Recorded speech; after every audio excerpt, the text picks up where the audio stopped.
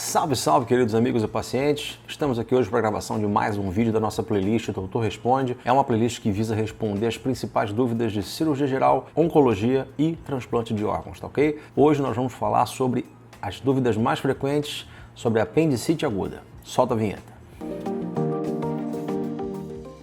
Bom, a apendicite é a causa mais frequente de abdômen agudo do planeta. Todo mundo conheceu alguém que já passou por um episódio de apendicite ou a própria pessoa já teve apendicite. Então, vamos falar sobre as dúvidas mais frequentes aqui. Quais os sintomas de quem tem apendicite? A apendicite ela tem uma dor muito clássica, tá? Que é descrita em livro, que na verdade o paciente ele tem um desconforto na parte mais alta da barriga, tá? Uma dor inespecífica, alguma coisa do tipo, e conforme o tempo passa, essa dor ela tende a migrar para o quadrante inferior direito da barriga aqui, né? Uma região que a gente chama de fossa ilíaca direita. É a dor típica da apendicite. Junto com esse quadro, o que pode estar acontecendo? O paciente pode ter febre, perda de apetite, pode ter alteração do trânsito intestinal, mal-estar, prostração. E o paciente ele tem uma caminhada muito específica, né, que a gente chama de posição antálgica. Ele anda tronco meio inclinado na direção de onde está a apendicite, justamente para poder aliviar a dor, que a gente chama de posição antálgica, né? Bom, e o que causa apendicite? O mecanismo que vai desenvolver, né, o episódio de apendicite, normalmente ele cursa com uma obstrução da luz do apêndice. O apêndice ele é como se fosse uma alça em fundo cego, né? Ele está comunicando ali com a parte inicial do intestino grosso, que é o ceco. Ele fica pendente ali do ceco e ele tem a sua ponta fechada. Se alguma coisa faz esse apêndice obstruir, ele acaba por acumular secreção. Essa secreção ela distende a parede do apêndice e acaba prejudicando a vascularização do apêndice e esse apêndice vem a inflamar, necrosar, perfurar, acabar desenvolvendo os quadros de apendicite. Então o mecanismo que está envolvido na causa da apendicite é uma obstrução da luz do apêndice. Isso pode ser por um fecalito, um pedacinho de fezes ali mais endurecido, que a gente chama, ou coprolito, fecalito, coprolito, pode ser a mesma coisa, ou até mesmo apendicolito, também é um nome que é utilizado. Ou pode ser até mesmo por hiperplasia das placas linfáticas que tem na parede do apêndice, né? Existe um tecido ali na parede do apêndice que reage com algum tipo de inflamação, alguma coisa do tipo e obstrui a luz, mas o que se sabe é a obstrução da luz do apêndice é o fator desencadeante dos quadros de apendicite. Quanto tempo para supurar? Supurar é uma forma muito popular de falar, né, sobre as complicações da apendicite. Quando está falando de supuração, na verdade está falando de perfuração, abscesso, né? As complicações dos quadros de apendicite. A gente não tem assim um tempo exato. Tá?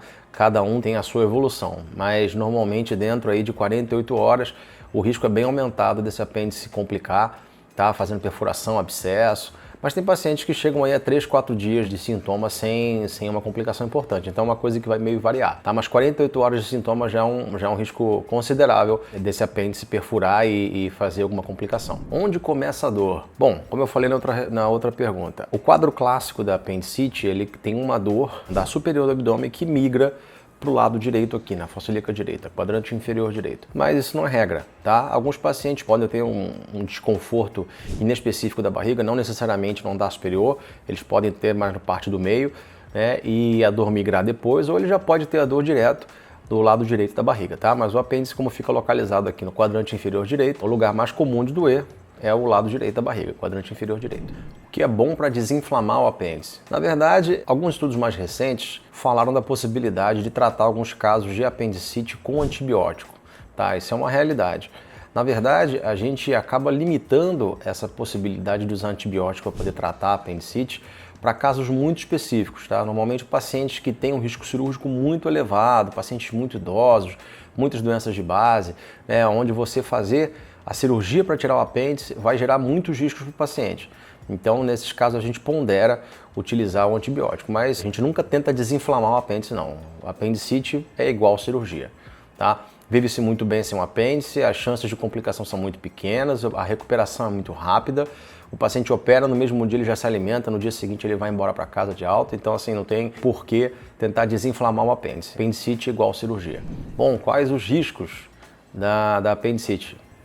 Como todo quadro inflamatório, né, os riscos são as complicações, né? Se tardar muito a abordar a apendicite, acaba que o apêndice necrosa, perfura, né, e pode contaminar a cavidade peritoneal com conteúdo fecal. Então você pode ter abscesso, você pode ter peritonite purulenta, peritonite fecal.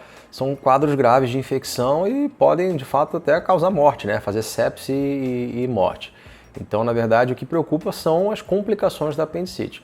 Se diagnosticada a tempo e operada, a maioria dos casos está resolvido. Agora, falando da cirurgia especificamente, riscos da cirurgia, a complicação mais comum, tá, da apendicite é a infecção da parede abdominal. Em segundo lugar, é a infecção do sítio operatório ali, onde estava o apêndice. Pode acontecer de fazer uma coleção ali, um abscesso no pós-operatório. Outros riscos são sangramento, hematoma na parede abdominal, mas assim, no geral, a cirurgia de apêndice é uma cirurgia muito tranquila, com uma evolução muito satisfatória. Tá? Uma cirurgia que raramente complica. Quais os exames para saber que tem apendicite? Basicamente, a história e o exame físico são os principais. Tá? Hoje a gente tem uma disponibilidade, né, de ultrassonografia, tomografia, que a gente pode usar para poder complementar o nosso exame físico, mas caracteristicamente, né, a história já vai dizer, já vai apontar bastante para a possibilidade de apendicite.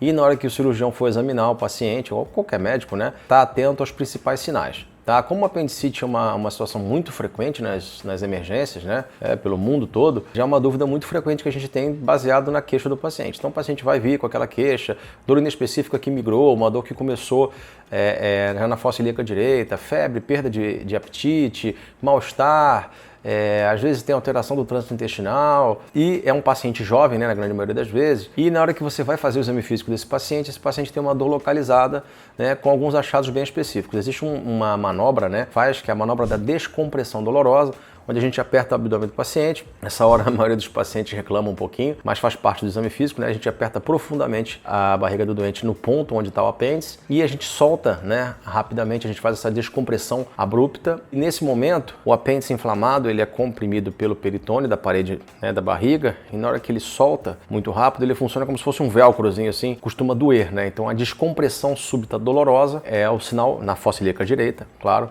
né, num ponto específico que a gente chama ponto de McBurn, é o sinal característico da apendicite. Existem outros sinais clínicos aqui também, que não vou entrar em detalhe para poder explicar todos eles, porque é uma coisa que cabe mais ao estudante de medicina e cirurgia. Basicamente, anamnese e exame físico costumam fechar o diagnóstico na grande maioria dos casos. A gente usa a imagem mais para confirmar mesmo. É possível operar por videolaparoscopia? Com certeza, sem dúvida. Hoje em dia, a gente reserva, né, a cirurgia aberta para os casos onde a gente sabe que existe uma complicação ali importante, perfuração do apêndice, abscesso, né? Já existe um bloqueio inflamatório importante ali. Até mesmo casos mais avançados, a gente pode tentar abordar por laparoscopia, tá? É menos invasivo, a recuperação ainda continua sendo melhor para o paciente, mas a gente não vai deixar de fazer uma cirurgia aberta, forçar a barra para poder fazer uma cirurgia videolaparoscópica se isso for causar algum dano. Casos iniciais, a grande maioria das vezes vai ser sempre videolaparoscopia, tá? Casos mais avançados ali, com perfuração, necrose, ou casos que precisem fazer uma colectomia direita, né, que é tirar o intestino do lado direito porque já tem uma infecção muito importante ali, uma perfuração, contaminação, enfim. Nesses casos a gente acaba fazendo cirurgia aberta, mas a grande maioria dos casos de apendicite são operados por videolaparoscopia. Bom, quanto tempo dura a cirurgia?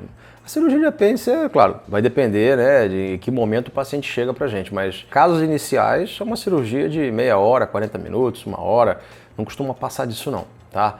É uma cirurgia rápida, tranquila, poucas complicações, né? Não tem muito mistério não, a recuperação é tranquila. Os casos mais complexos, aí sim, com certeza vai ser uma cirurgia mais extensa, né? Com possibilidade de ressecção maior e outras complicações, mas habitualmente uma cirurgia de 40 minutos aí no máximo. Bom, o que fazer para não ter apendicite? Não existe profilaxia de apendicite, né? Não existe remédio que a gente tome que vai evitar a pessoa de ter apendicite. Isso aí pode acontecer, pode não acontecer. O paciente pode viver a vida inteira dele aí com mais de 100 anos sem ter apendicite. Nunca se sabe. Não existe nenhum remédio que a gente possa usar para impedir que isso aconteça. O que acontece algumas vezes, na verdade, por exemplo, os astronautas, né, quando eles caem em lugares remotos, né, que não vai ter assistência à saúde, então para impedir que eles tenham qualquer quadro inflamatório, né, nesse lugar que está muito longe, sem cirurgião disponível, é feita a apendicectomia profilática, né, desses casos, muitas vezes até retirada da vesícula, inclusive também, para evitar que eles tenham quadros, né, no espaço onde não vai ter ninguém para operar, tá? Então assim, mas não existe uma profilaxia da apendicite, tá bom? Esse foi mais um Doutor Responde. Ah, não esquece de clicar no joinha, de se inscrever no canal, clicar no sininho para ativar a notificação. Não esquece de compartilhar isso aí com a tua família, tá? Com certeza esse conteúdo vai interessar muita gente. Muito obrigado e até o próximo vídeo.